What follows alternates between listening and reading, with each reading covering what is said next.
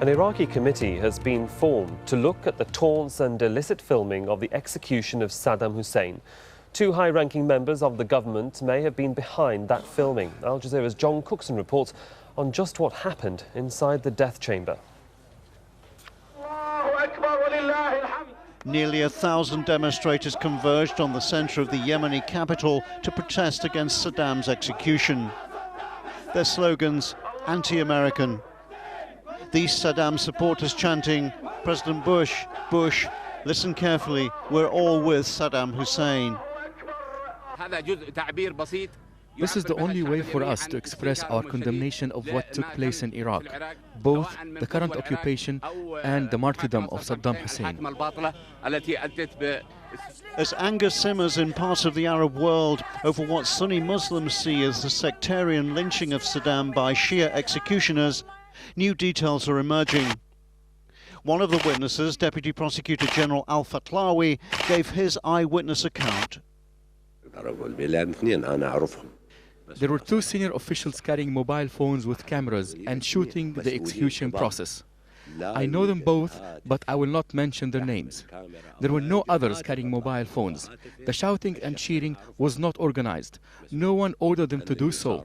It was an individual, spontaneous act by the guards. This is the truth.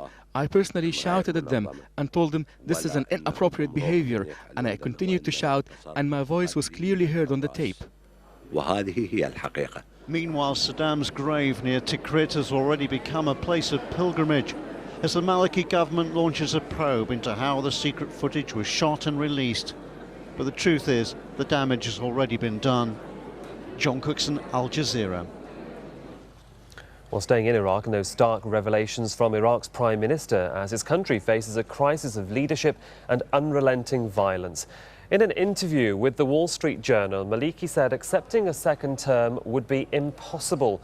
He told reporters, "I wish it could be done with even before the end of this term."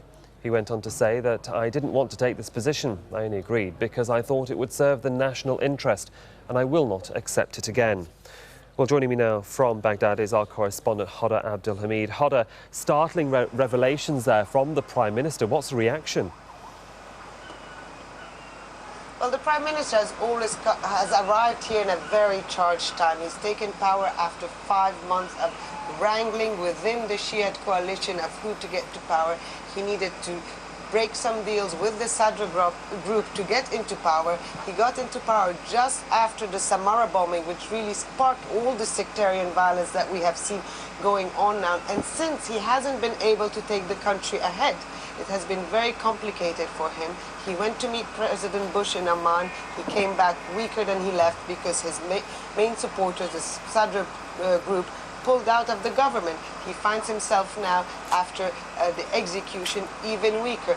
He carried the execution, from his point of view, to give some closure to the suffering of the Iraqi people. The leaked video posed him much more trouble than he expected.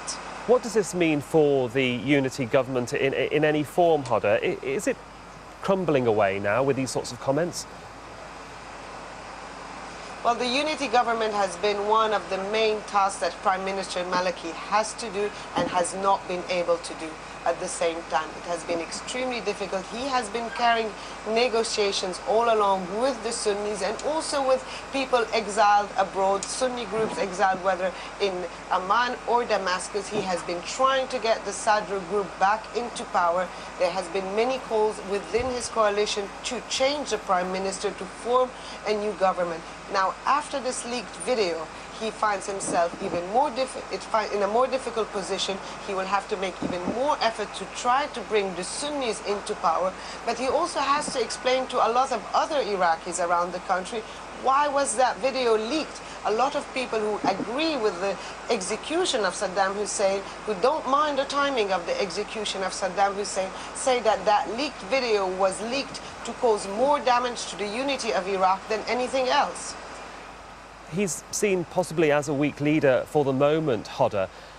He's only been in the job for 6 months. Do you expect him to stay? Will he resign, or will he be pushed? Well, there has been many rumors around this, and it's really, we have heard from many sources that some people within his coalition tried to form another government There have been people outside of the Shiite coalition who tried to form a national salvation government.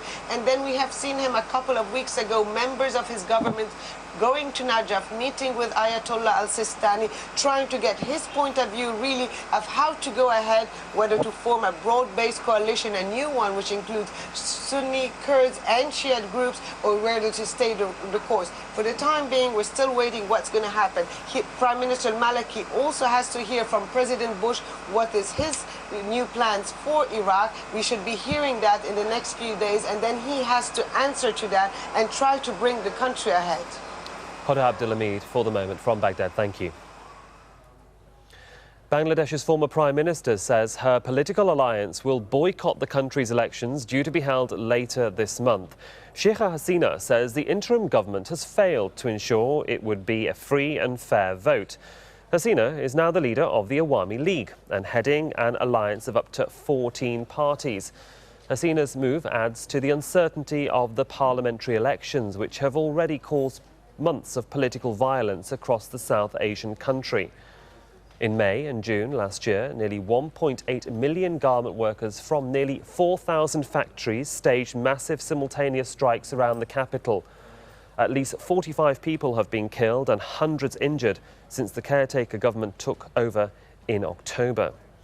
And in an unprecedented move by the president, military personnel were ordered to the streets of the capital 6 weeks before the elections to maintain order. We'll be following that story very closely here on Al Jazeera.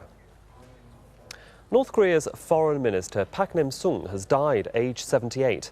Mr. Pak had served as Pyongyang's top diplomat since September 1998, but had been ill for some time. His death is not expected to lead to a change in North Korea's foreign policy. The foreign ministry implements policies handed down by the Korean Workers' Party, and power is fixed in the hands of the country's leader, Kim Jong-il. In Somalia, it's day 2 of a 3-day weapons amnesty, but progress is said to be extremely slow. The interim Prime Minister says rival Islamic court fighters have been scattered throughout the region, and he doesn't expect any more major fighting. Meanwhile, efforts to bring in an African-led peacekeeping force are bogged down at the diplomatic level. Al Jazeera's John Terrett reports. Weapons collection centres all over Somalia are open, but business is slow. The interim Prime Minister wants people to hand over their firearms. That operation will continue up to 3 days. But in a country that's known only anarchy for the past 16 years, it's difficult to blame people for hanging on to their arms just in case. The Ethiopian government is talking about pulling its troops out of Somalia within the next few weeks. If they do, the worry will be that rival warlords fill the void, creating hostile regions within the country, allowing the Union of Islamic Courts fighters in again via the back door. If Ethiopia goes soon, when we'll see the eruption of civil conflict between the TFG, this transitional federal government, backed and supported by the Ethiopians, and with warlords. Of course, this is the big news, is they've now come back in that merry-go-round. In the port city of Kismayu, the last stronghold of the UIC, people are still jubilant that government forces and their Ethiopian backers are in control of all areas. As the Somali president meets his Kenyan counterpart for talks on securing the peace, he knows time is not on his country's side. Aid agencies predict 1 million people could have been displaced in the recent fighting, away from their homes and short of food and medicine. We hope to get our operations back up to something like normal and feed as many people as we know need food over the coming days and weeks. Meanwhile, these people's joy at being free from fighting at last may be short-lived. Diplomatic efforts to bring African peacekeepers into Somalia are proving tough. Uganda is unwilling to contribute troops, and a UN-backed report suggests Eritrea and other regional nations have been siphoning weapons into Somalia, which makes a quick solution seem almost impossible. John Terrett, Al Jazeera.